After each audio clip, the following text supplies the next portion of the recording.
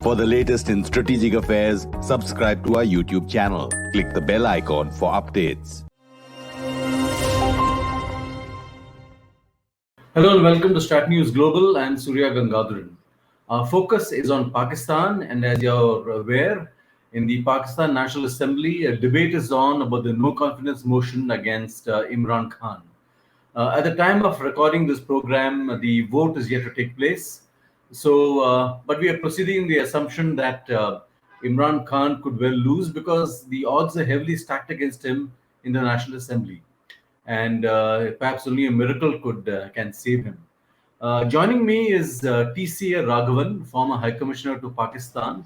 He served in the years 2013 to 2015 and has even written a book on it. High Commissioner, Ambassador, welcome. Glad to have you. Thank you very much. Sir, in the reading some of the Pakistani press, one gets the impression that there's been a great victory for democracy with the Supreme Court overturning the dissolution of the National Assembly. Now, given that there were allegations that Imran Khan's own election in 2018 was rigged, I mean, what are we talking about here? What is the gain? Well, the gain is that that an institution such as the Supreme Court has discharged its mandate in the manner expected by many people. The judgment which came out from it has its own detractors and those who have a contrary point of view. But nevertheless, a large number of people wanted that the Supreme Court take a position on the points of law involved and not on any other larger considerations of pragmatism and so on. And they feel that by taking a stand on the legal issues and the legal principles involved, the Supreme Court has vindicated its position as a pillar of Pakistan's democracy. And to that extent, it is a step forward because in the period post 2016 and 17, and especially during 17 and 18, there was the sense that the Supreme Court had perhaps not acted or not discharged its mandate in the manner expected because it appeared to be aligned with the forces then ranged against Prime Minister Nawaz Sharif. Mm-hmm. And do you believe the army may have influenced the Supreme Court's ruling? This time around, the indications are that the army just stood aside and let things happen. They did not take an active role. They did not play an active role. Now, whether by not playing an active role, they were in fact acting like a player is a different question. But the fact is that the army appears to have stood aside and let things happen. Mm-hmm. Some reports suggest that Nawaz Sharif is being brought back. We know that Shehbaz Sharif will be interim PM at least. Is the army running out of civilian options, or how do you see this? Well, I think sometimes we in India don't sufficiently appreciate the complexities of Pakistani politics. It is no longer the case where the army can decide what is going to happen and that will happen. Whatever it wants, it has to work quite a lot and do a lot of heavy lifting to achieve those results. And often it has to choose from a menu of bad options. So if you look at the current situation, if the general takeaway or the general impression is correct that the army is now totally disenchanted with Imran Khan and he's also equally disenchanted with them, then you will find that of the three principal players, which is the People's Party, the Pakistan Muslim League of Nawaz Sharif and Imran Khan, the army really then has a troubled interface with each of them, either now or in the past. And yet it has to choose from this menu of bad options. So it is often between a rock and a hard place, and it has to adjust it has to be flexible, and it has to deal with the situation. So it's not a simple question of putting out a diktat and things falling in place after that. So I think the army is also adjusting to the new realities, because if Shehbaz Sharif becomes prime minister, and I think on the whole the army has a good understanding of Shehbaz Sharif, and he also understands their requirements. Nevertheless, the party from which he comes has had a very, very bad experience, a bad history with the army, going back to the coup against Nawaz Sharif and thereafter. So they are having to make do with what is available, and sometimes it's not so much as that they can control events, as to they have to go along with events to remain influencers. Is that so much about the evolution happening in Pakistan, political evolution, or is it the weakness of the army chief, the army institution as such? I think it is both, but I think most people, probably not all, there may still be a minority which doesn't agree, but most figures within the senior command of the Pakistan army would probably now acknowledge and admit that Pakistan is too complex a society and too complex and large a country to be run as if it is a cantonment. The army has to work with other institutions to make sure that its voice remains the most predominant one in Pakistan. And it's no longer like the old days that you can stage a coup and appoint some generals or retired generals to run different departments. Yeah. It may still happen, but the army realizes all the difficulties which come with that.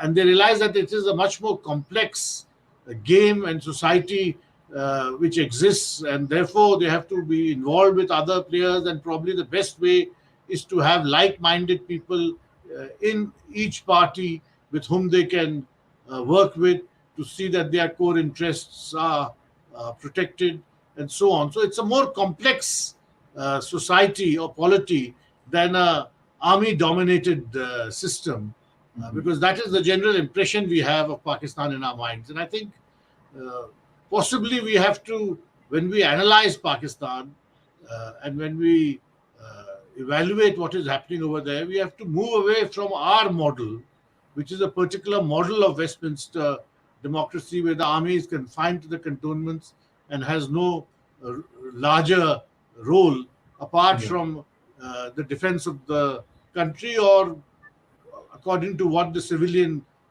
government wants. But we have to think of other models in our region. For instance, the kind of model which existed in Turkey till a few years ago, or the kind of system you have in Thailand, or that you have in Myanmar. I think Pakistan is going to evolve into its own kind of complex political system and not follow the straightforward format that we are used to. Now, assuming Shehbaz Sharif becomes interim PM, given how every prime minister, civilian prime minister's room for maneuver vis-a-vis the army is always limited, is he going to be any better or any worse than Imran Khan? I think the expectation is that he is a better administrator. And therefore, he will not commit all the errors of omission and commission which Imran Khan was responsible for. And perhaps he will be able to ensure a better administrative system in Punjab than Imran Khan's nominee was able to deliver. And finally, perhaps he will give a greater coherence to economic and financial policy, because that was one of the principal failures of Imran Khan's government. So I think the general expectation is he's a better administrator. He's always had a more rounded approach to the Pakistan military. He has not reacted in sentimental or emotional terms like Prime Minister Nawaz Sharif often did. So I expect that there will be a smoother interface. But as I said, the party from which he comes, and one must always remember about the Pakistan Muslim League Nawaz Sharif, that despite all the pressures which have been brought to bear on it since 2006, since Musharraf's coup really. The last major split in that party took place then. Since then, it has largely remained a unified force. And despite all the pressures of the last 3 years, no major split took place in that party. And that party has a number of people who remain strongly critical about the role which the Pakistan Army plays in political affairs and are determined that the political space should be safeguarded against encroachment by the army. So what happens next will always be, a function of these kind of variables. But possibly his tenure will not be a very extended one. I think my sense is that the general expectation is that it will be a brief tenure.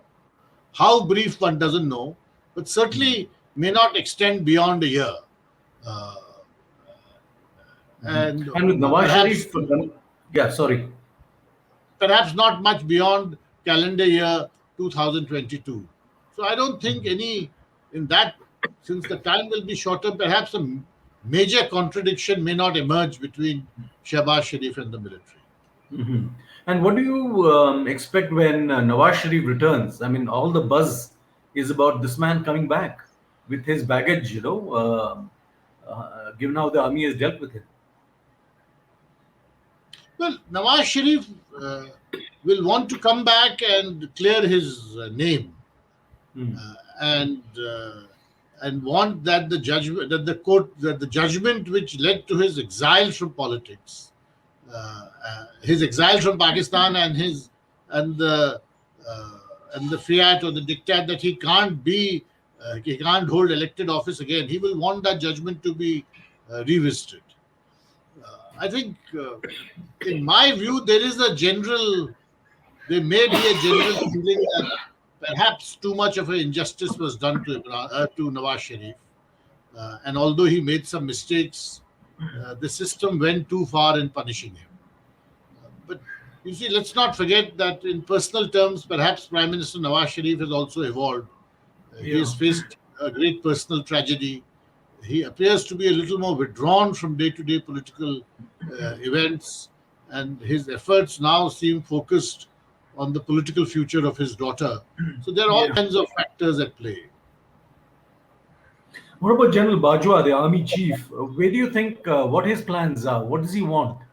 All the rumors suggest another tenure as the chief.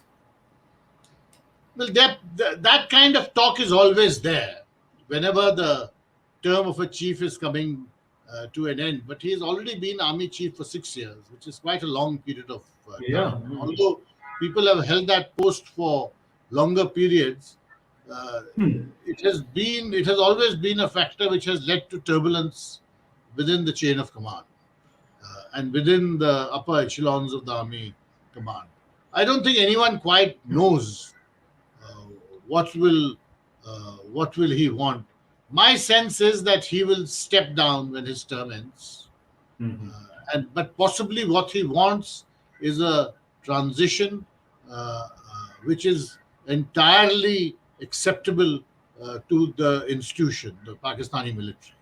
He doesn't want anyone playing around with seniorities or with favorites in deciding who the next chief would be. In other words, he would like to appoint his own successor. Okay. He wouldn't be planning a transition to civilian politics, would he? I doubt it.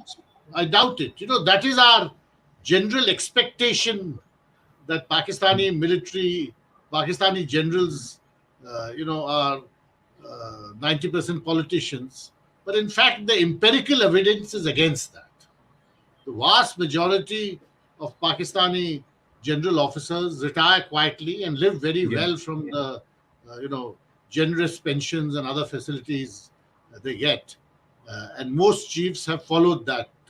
Some have not. You have the example of General Musharraf, but there are other chiefs who have retired quietly and enjoyed their retired life. What about Imran Khan? Have we heard the last of him, or he's got a lot of bite left in him? I don't think we have heard the last of Imran Khan, and certainly his effort is going to be that he returns even stronger after these events, and given the kind of narrative he has built up, on which he expects to ride the waves for the next few months until the elections. I don't think we can write him off, but how much support he will be able to muster up remains an open question. You see, the great divide which emerged in Imran Khan's ranks about 2 years ago was that many of the senior political figures who had in fact been responsible for his turnaround since 2012, 2013, they left him one by one because he didn't pay enough attention to them, and then they got alienated by his maverick ways and refusal to listen to sound advice. You see, because before 2012, 2011, while Imran Khan was there as a politician and he was there as on the front pages because of his residual charisma and his, the optical strength always associated with Imran Khan because of his cricketing background and because of the way in which he built the hospital in his mother's name, but he had by and large petered out as a political force. But these senior politicians from other parties who gravitated towards him, largely at the behest of the Pakistan army, really made him into a new political force in Pakistan. And his decline began when they started leaving him, and the most prominent example of that is a person like Jahangir Tareen, who's an important political figure in Punjab. Now, in the absence of those political figures around him and political allies with him, part of his own party, how he will gather traction is really the question to be asked and the process to be seen. Perhaps he will get new figures of this kind. Perhaps he will try to do something which it has been done before, which is reach out directly to the people and get a wave built in his favor so that he sweeps the polls. It's an unlikely event because those kind of things happen only once in a while and very rarely. But we have to see all that. But the fact is that many of the political figures who had been his principal advisors and the principal pillars of his party no longer are around him, and he is surrounded by a new set, which often makes him commit error after error. What do you make of these friendly noises he made about India yesterday? There was a big rally where he spelled out all those things about India. What do you make? He said it in his address to the nation also. Yeah, that Indians would never accept the kind of treatment which is meted out to Pakistan because there are people with a great deal of pride and they value their independence, etc., etc. It has received a lot of play in India, and everyone thinks this is great praise for India coming from even someone like Imran Khan. But I think we should treat it with some amount of skepticism. In my view, he was saying all these things really to taunt his opponents and to sprinkle, in a sense, metaphorical salt on their wounds. But he's taunting them by saying that even Indians are better than you. I don't think we should take it as necessarily compliments directed at us. Having said that, I think it's something which people in India overlook. Many people in Pakistan had in the past and perhaps may still have some admiration for Indian institutions, especially the freedom of your judiciary, the independence of your election commission, and also certain amount of admiration for subsidiary or less known institutions such as the Comptroller and Auditor General, etc. So certainly there's always been that admiration for Indian institutions, and it still perhaps continues to some extent despite the downturn which has taken place in the last 5-6 years. So Imran Khan was also reflecting that sentiment. But I think, as I said, that we shouldn't necessarily take it as compliments, but Yeah, part of absolutely. internal political debate in Pakistan. So, last question. Where do you see India-Pakistan relations over the next year? Well, it's always difficult to predict what will happen in India-Pakistan relations. But my view is that India-Pakistan relations uh, have always followed a cyclical pattern, that there are upswings and downswings. And we have been, for the last 6 years, in a very significant downswing. I think that a plateau in that downswing was reached sometime last year with the ceasefire announcement, and the fact that ceasefire has held so well, and there are various other uh, uh, new developments which have taken place, such as the passage of Indian wheat through Pakistan to Yeah. Afghanistan, for the first time ever, incidentally. So it was a very significant development. The Pakistanis generally acted with great maturity in handling the missile issue. Yeah. It could have gone very badly wrong, but I Yeah. think they were quite restrained, and it's something which we should acknowledge much more and more openly. Uh, I think the decision yesterday or today about a long jail term for Hafiz Sayed, maybe it is a just to deflect or Yeah. to smoothen the interface with the FATF. It may well be that. But nevertheless, it is an important development where we are concerned. So these factors suggest that the plateau has been reached, and perhaps some kind of stability will now re-emerge in India-Pakistan relations. But whether it will happen within the next few months or not is very difficult to say, because, as is quite clear from Imran Khan's rhetoric, any move at stabilization will be accompanied by a polemic from him that we are now Pakistan is now selling out to the Indians. Uh, but I think there is a sense on both sides that despite radical fringe views, that countries like India and Pakistan should try to have more stability in their relations. And I think saner voices in both countries see how horribly wrong things can go when you look at what has happened between Ukraine and Russia. And Absolutely. Yeah. certainly nobody wants to go down that path. And if you don't want to go down that path, you have to think of stabilization measures much more seriously. So, as I said, the ceasefire is a very good development, and it shows great maturity on both sides. And perhaps opportunities may arise in the next few months where other such steps can be taken.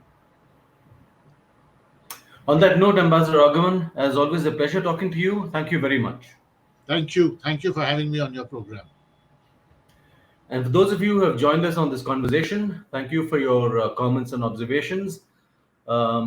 Subscribe to our YouTube channel. Follow us on social media, including Twitter and Instagram. Thank you and good night.